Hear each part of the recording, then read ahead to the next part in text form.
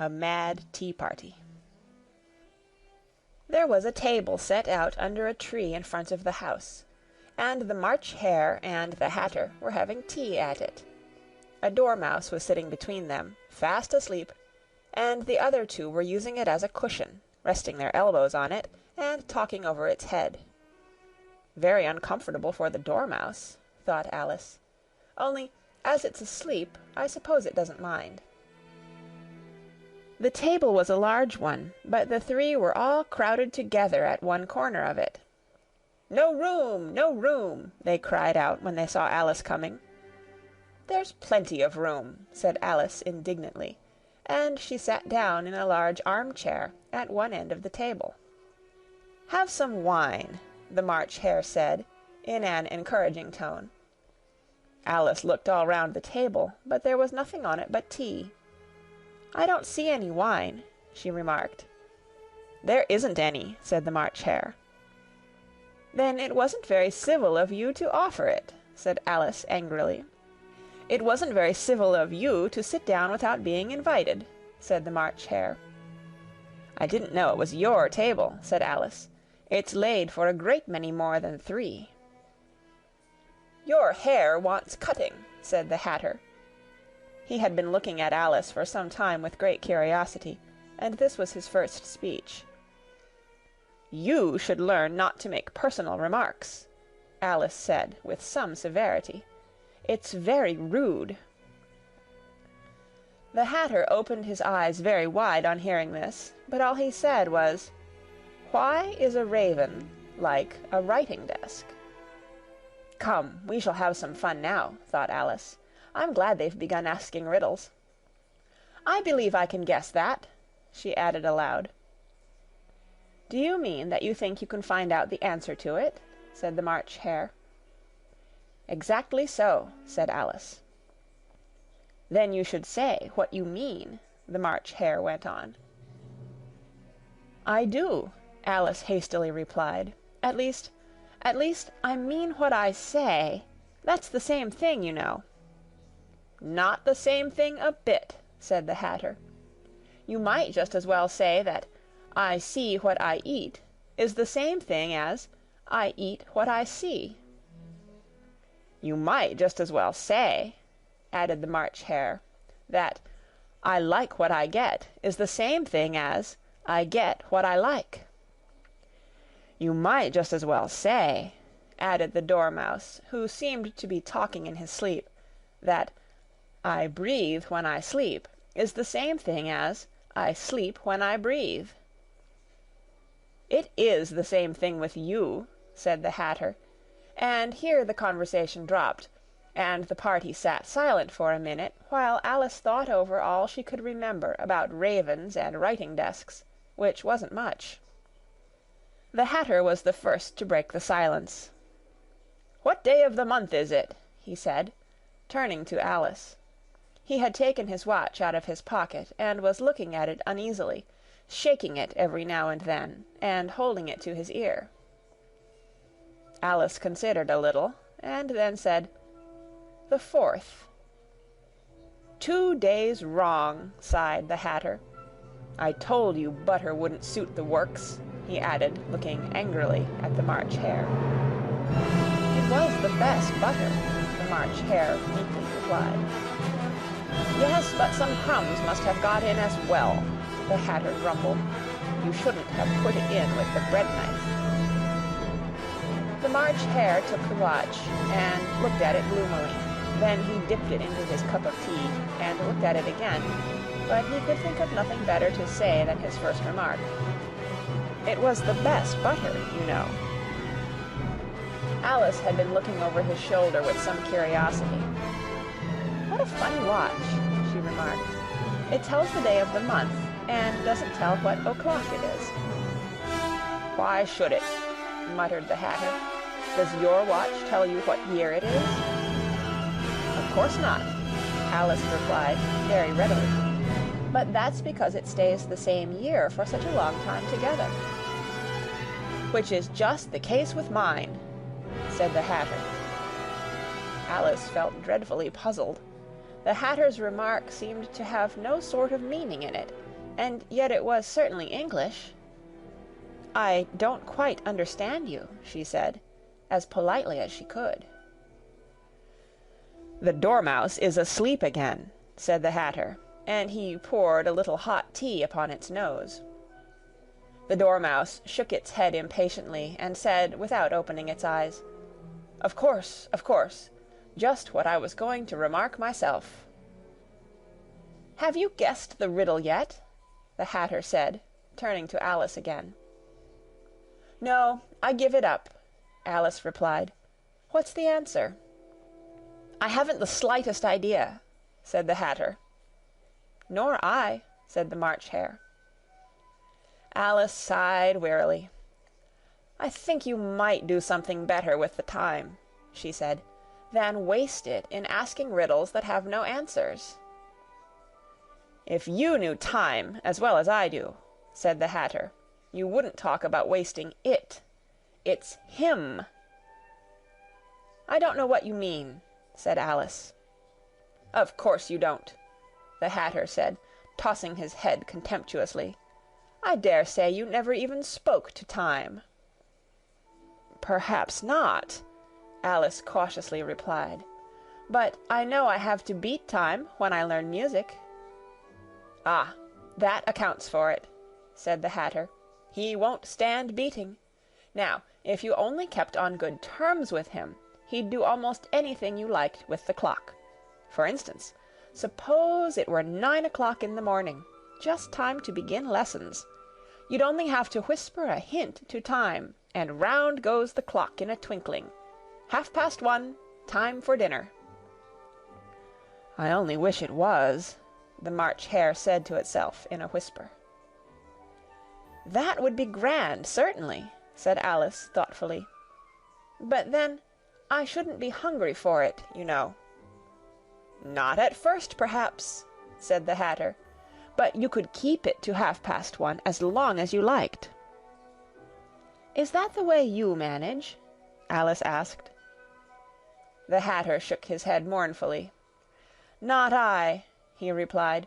"We quarreled last March, just before he went mad, you know," pointing with his teaspoon at the March Hare. "It was at the great concert given by the Queen of Hearts, and I had to sing, 'Twinkle, twinkle, little bat, how I wonder what you're at.' You know the song, perhaps?" "I've heard something like it," said Alice. "It goes on, you know," the Hatter continued, "in this way.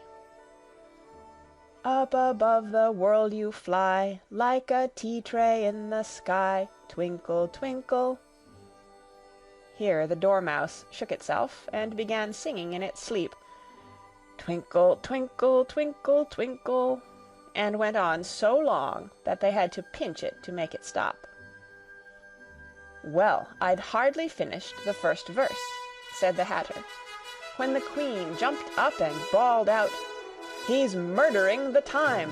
Off with his head!'" "How dreadfully savage!" exclaimed Alice. "And ever since that," the Hatter went on in a mournful tone, "he won't do a thing I ask. It's always 6 o'clock now." A bright idea came into Alice's head. "Is that the reason so many tea things are put out here?" she asked. "Yes, that's it," said the Hatter with a sigh. "It's always tea time, and we've no time to wash the things between whiles." "Then you keep moving round, I suppose?" said Alice. "Exactly so," said the Hatter, "as the things get used up." "But what happens when you come to the beginning again?" Alice ventured to ask. "Suppose we change the subject," the March Hare interrupted, yawning. "I'm getting tired of this. I vote the young lady tells us a story." "I'm afraid I don't know one," said Alice, rather alarmed at the proposal. "Then the Dormouse shall," they both cried. "Wake up, Dormouse!" and they pinched it on both sides at once. The Dormouse slowly opened his eyes. "I wasn't asleep," he said in a hoarse, feeble voice. I heard every word you fellows were saying." "Tell us a story," said the March Hare. "Yes, please do," pleaded Alice.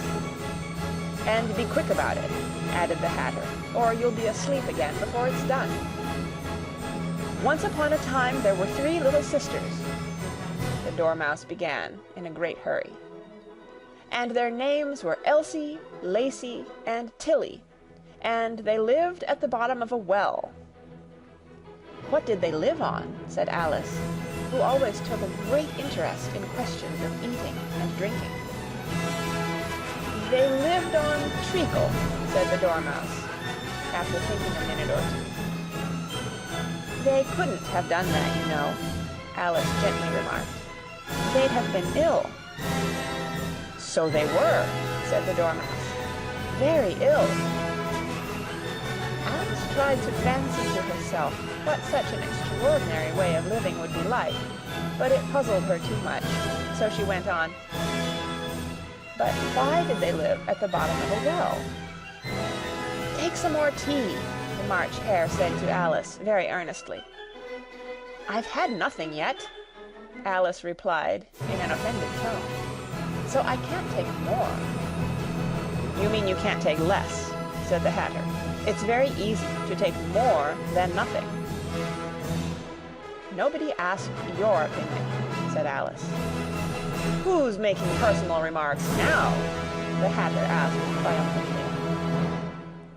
Alice did not quite know what to say to this, so she helped herself to some tea and bread and butter, and then turned to the Dormouse and repeated her question. Why did they live at the bottom of a well? The Dormouse again took a minute or two to think about it, and then said, "It was a treacle well." "There's no such thing," Alice was beginning, very angrily, but the Hatter and the March Hare went, "Shh, shh," and the Dormouse sulkily remarked, "If you can't be civil, you'd better finish the story for yourself." "No, please go on," Alice said very humbly. "I won't interrupt again. I dare say there may be one." "One indeed," said the Dormouse indignantly. However, he consented to go on. "And so these 3 little sisters, they were learning to draw, you know." "What did they draw?" said Alice, quite forgetting her promise. "Treacle," said the Dormouse, without considering at all this time. "I want a clean cup," interrupted the Hatter. "Let's all move one place on." He moved on as he spoke, and the Dormouse followed him. The March Hare moved into the Dormouse's place, and Alice rather unwillingly took the place of the March Hare. The Hatter was the only one who got any advantage from the change, and Alice was a good deal worse off than before, as the March Hare had just upset the milk jug into his plate. Alice did not wish to offend the Dormouse again, so she began very cautiously. "But I don't understand. Where did they draw the treacle from?" "You can draw water out of a water well," said the Hatter. "So I should think you could draw treacle out of a treacle well, eh, stupid?" "But they were in the well," Alice said to the Dormouse, not choosing to notice this last remark. "Of course they were," said the Dormouse. "Well in." This answer so confused poor Alice that she let the Dormouse go on for some time without interrupting it. "They were learning to draw," the Dormouse went on, yawning and rubbing its eyes, for it was getting very sleepy. "And they drew all manner of things, everything that begins with an M." "Why with an M?" said Alice. "Why not?" said the March Hare. Alice was silent. The Dormouse had closed its eyes by this time, and was going off into a doze, but on being pinched by the Hatter, it woke up again with a little shriek, and went on. "That begins with an M, such as mousetraps, and the moon, and memory, and muchness. You know you say things are much of a muchness. Did you ever see such a thing as a drawing of a muchness?" Really, now you ask me, said Alice, very much confused, I don't think—" "Then you shouldn't talk," said the Hatter. This piece of rudeness was more than Alice could bear. She got up in great disgust and walked off. The Dormouse fell asleep instantly, and neither of the others took the least notice of her going, though she looked back once or twice, half hoping that they would call after her. The last time she saw them, they were trying to put the Dormouse into the teapot. "At any rate, I'll never go there again," said Alice, as she picked her way through the wood. "It's the stupidest tea party I ever was at in all my life." Just as she said this, she noticed that one of the trees had a door leading right into it. "That's very curious," she thought, "but everything's curious today. I think I may as well go in at once." And in she went. Once more she found herself in the long hall, and close to the little glass table. "Now I'll manage better this time," she said to herself, and began by taking the little golden key and unlocking the door that led into the garden. Then she went to work nibbling at the mushroom. She had kept a piece of it in her pocket, till she was about a foot high. Then she walked down the little passage, and then she found herself at last in the beautiful garden, among the bright flower beds and the cool fountains. End of Chapter 7. Recorded on November 11th, 2005, in Oceanside, California.